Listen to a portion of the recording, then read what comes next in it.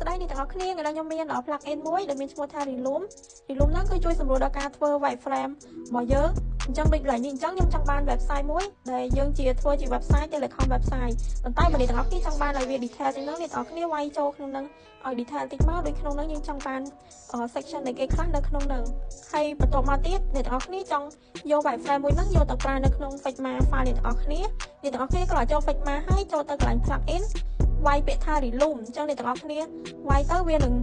ទៅបង្កើតឲ្យយើងហើយដូចកន្លែងនេះខ្ញុំបង្កើតឲ្យស្រាប់បាត់ហើយ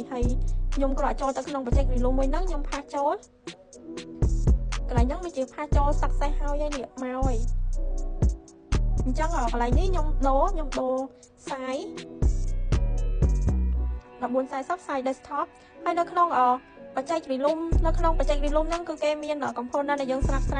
កន្លែង feature កន្លែងនេះយើងចង់ដូរនៅកន្លែង section ណាមួយដែលយើង generate មកយើងអត់សូវឆ្លាញ់អត់សូវពេញចិត្តយើងចង់ដូរយើងអាចដូរបានហើយនៅក្នុងនោះមាន component ច្រើនមាន footer មាន navigation មាន hero header hero section